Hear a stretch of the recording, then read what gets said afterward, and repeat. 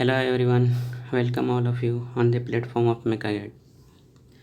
Today we are going to learn about the basic concepts of thermodynamics, and this is the first lecture of thermodynamics. So in this lecture we are going to learn the basic terms. So let's start. First of all हम लोग ये जानेंगे thermodynamics होता क्या है और इसका main जो ऑब्जेक्टिव्स हैं क्या हैं। तो थर्मोडायनेमिक्स जो है it is a branch of science which deals with the energy interaction. ये क्या करता है, एनर्जी के इंटरेक्शन को डील करता है और इस एनर्जी इंटरेक्शन की वजह से सिस्टम की प्रॉपर्टीज़ पर क्या इम्पैक्ट आया वो हमें इसमें सीखने को मिलेगा। या फिर दूसरे वर्ड में इसको हम लोग और डिफाइन कर सकते हैं कि इस branch of science which deals with the study of threes. Here 3 stand for first energy, entropy and equilibrium. मतलब इस पूरे चैप्टर के अंदर हम लोग जो भी बात करेंगे या स्टडी करेंगे वो जनरली बेस्ड होगा एनर्जी के ऊपर, एंट्रोपी और इक्विलिब्रियम के ऊपर। हम लोग इसको एक और तरीके से ये समझ सकते हैं कि जो थर्मोडायनेमिक्स है ना, इसके में ऊपर हम लोग जो स्टडी करेंगे ये conversion of disorganised form of energy को ऑर्गेनाइज्ड फॉर्म में जो कन्वर्जन होगा उसके ऊपर हम लोग स्टडी करेंगे। It is a branch of science which deals with the conversion of disorganised form of energy into organised form. अब ज़रा हम लोगों ने अभी तक तो समझा कि थर्मोडायनेमिक्स होता क्या है। अब समझते हैं सिस्टम क्या है। सिस्टम हम लोग उसको करेंगे anything under consideration. Under consideration अब हम लोग ज़रा इसको समझते हैं इस फिगर से। सपोज मान लो कि ये हमारी क्या है, क्लासरूम है। इस क्लासरूम में ये हमारे क्या है, टीचर हैं, और ये हमारी ये बोर्ड है, और ये सारे क्या हैं, स्टूडेंट्स हैं। तो सपोज़ जो भी चीज़ें डिस्कशन क्लासरूम में हो रही है वो बोर्ड पर हो रही है, तो हमारी कंसंट्रेशन कहाँ पे होगी, बोर्ड पर। तो हमारे लिए जो सिस्टम क्या होगा वो ये बोर्ड हो जाएगा। तो उसी को बोला गया है क्या, एनीथिंग अंडर कंसिडरेशन। और दूसरे वर्ड में हम लोग इसको और डिफाइन कर सकते हैं कि ये क्या है, कंट्रोल रीजन है। कहाँ पर, स्पेस में, जहाँ पर हमारा अटेंशन क्या होता है, फोकस्ड होता है। सपोज़ ये क्या है, मान लो कि हमारी पूरी क्लासरूम है लेकिन हमारी अटेंशन कहाँ पर है, इस बोर्ड पर, कंसंट्रेशन क्या है, इस बोर्ड पर। तो ये हमारे लिए क्या हो गया, कंट्रोल रीजन हो गया। तो इसलिए हम सिस्टम को इसको डिफाइन कर सकते हैं कि जो भी कंट्रोल रीजन है जिसके ऊपर हमारी अटेंशन या कंसंट्रेशन फोकस्ड है उसको हमारे लिए, उसको हम क्या बोलेंगे, सिस्टम बोलेंगे। अब सराउंडिंग क्या है, जो भी सिस्टम के आउटसाइड होगा वो सारे क्या होंगे, सराउंडिंग कहलाएंगे। सपोज़ ये हमारे लिए क्या है, सिस्टम है, तो इसके आउटसाइड जो भी हैं ये सारी चीज़ें क्या, हमारा पूरा सराउंडिंग्स बन जाएगा। अब आते हैं नेक्स्ट टर्म क्या है, यूनिवर्स। अब यूनिवर्स जो होता है सिस्टम और सराउंडिंग का कॉम्बिनेशन होता है। मतलब सिस्टम और सराउंडिंग को अगर एक साथ कंबाइन कर दिया जाए तो हमें क्या मिलेगा, यूनिवर्स मिलेगा। अब आते हैं ज़रा बाउंड्री।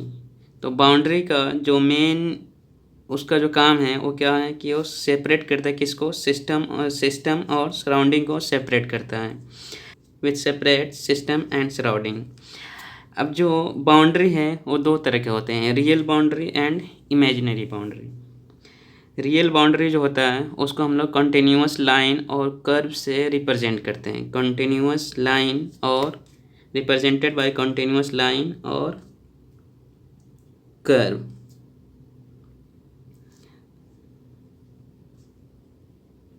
ठीक है, जो रियल लाइन होती है उसको हम लोग क्या करते हैं, कॉन्टिन्यूअस लाइन या कर्व से रिप्रेजेंट करते हैं। लेकिन जो इमेजिनरी लाइन है उसको हम लोग क्या करते हैं, डॉटेड लाइन और कर्व से रिप्रेजेंट करते हैं। अब इसमें जो है बाउंड्री की जो थिकनेस होती है उसको हम लोग क्या मानते हैं, ज़ीरो थिकनेस मानते हैं, या बट एक्चुअली इसकी थिकनेस ज़ीरो नहीं होती है। लेकिन हम लोग अपने स्टडी में जो भी बाउंड्री की थिकनेस मानेंगे उसको ज़ीरो मानेंगे या फिर नेग्लिजिबल कह सकते हैं। तो अभी तक हमने क्या सीखा कि थर्मोडायनेमिक्स होता क्या है, सिस्टम क्या है, सराउंडिंग क्या है, यूनिवर्स क्या है, बाउंड्री क्या है। और बाउंड्री के दो कैटेगरी है, रियल एंड इमेजिनरी। अब हम देखते हैं क्या, टाइप्स ऑफ सिस्टम।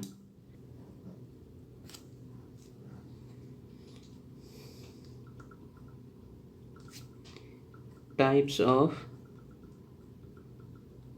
सिस्टम तो कितने तरह के होते हैं, 3 तरीके के होते हैं, 3 टाइप्स इसके होते हैं। अब इसमें पहला जो इसका टाइप्स है वो क्या है, open system.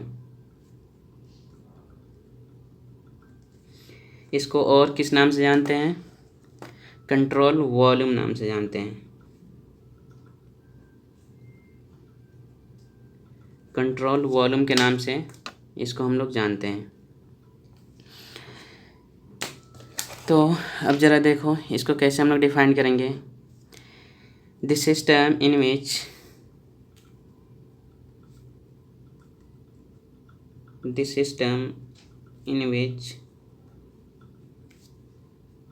both mass and energy interaction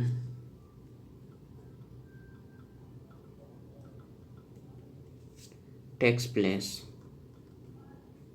तो हमें इसमें याद क्या रखना है कि इसमें मास और एनर्जी दोनों का क्या हो रहा है, इंटरेक्शन होता है।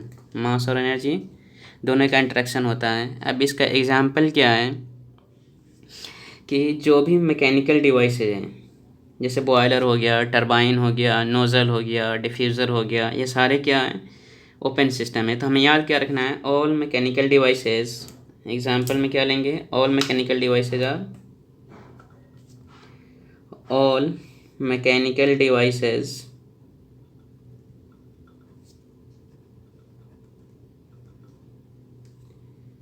कौन, जैसे एग्जाम्पल में क्या हो जाएगा, बॉयलर, नोज़ल,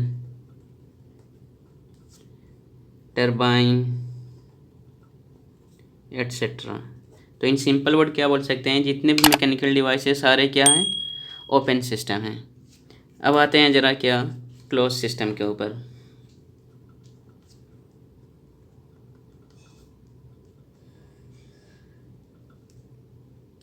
इसको हम लोग दूसरे नाम से क्या जानते हैं, कंट्रोल मास के नाम से जानते हैं।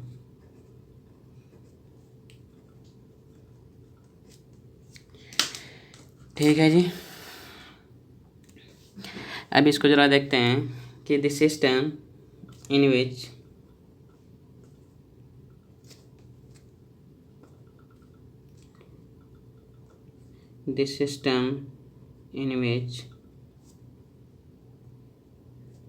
only energy interaction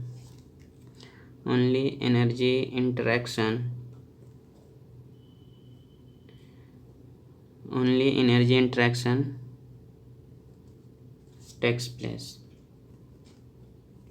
अब इसके एग्जाम्पल क्या है,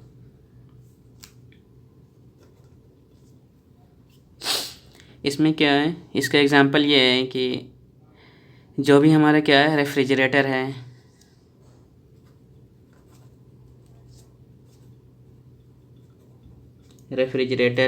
प्रेशर कुकर है,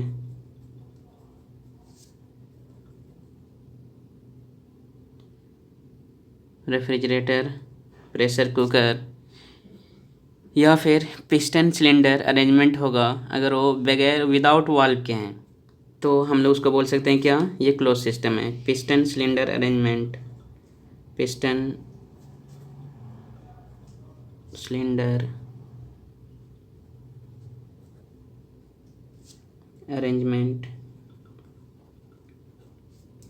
विदाउट वाल्व। यहाँ पर विदाउट वाल्व क्या क्यों बोला गया है कि अगर यहाँ पर वाल्व हो जाएगा तो क्या होगा, उसमें मास का भी क्या हो जाएगा, इंटरेक्शन हो जाएगा। तो अगर मास नहीं होगा तो सिस्टम क्या हो जाएगा, कंस्ट्रेंट हो जाएगा। तो जिसकी वजह से हमें क्या मिलेगा, सिर्फ एनर्जी का इंटरेक्शन ही हो पाएगा। और ये जो रेफ्रिजरेटर है ये क्या करता है, जो हमारी हॉट एयर है उसको एग्जॉस्ट करता है, फिर कूलिंग प्रोवाइड करता है, मास का ट्रांसफॉर्मेशन नहीं हो पाता। तो रेफ्रिजरेटर भी क्या हमारा एक क्लोज सिस्टम है, जिसको हम लोग कंट्रोल मास बोलते हैं। इसमें सिर्फ एनर्जी का इंटरेक्शन होगा।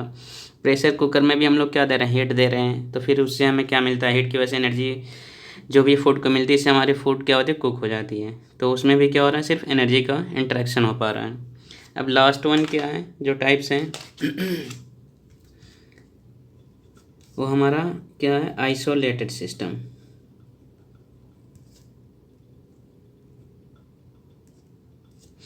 इसमें ना तो हमने क्या सीखा था, इसमें ना तो मास का इंटरेक्शन होगा और ना ही एनर्जी का इंटरेक्शन होगा।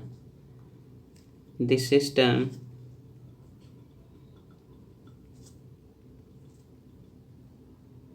in which neither mass nor energy interaction takes place, उसको क्या बोलेंगे? Isolated system. अब इसमें एग्जाम्पल में इसका क्या आएगा? आइसोलेटेड सिस्टम के अंदर क्या हमारा जो यूनिवर्स है वो क्या है? आइसोलेटेड सिस्टम है, आइसोलेटेड सिस्टम है ना। दूसरा क्या बोल सकते हैं? थर्मोफ्लास्क।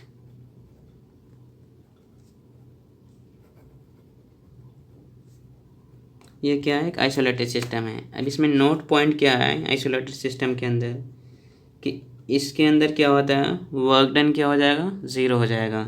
No work is done, no work is done.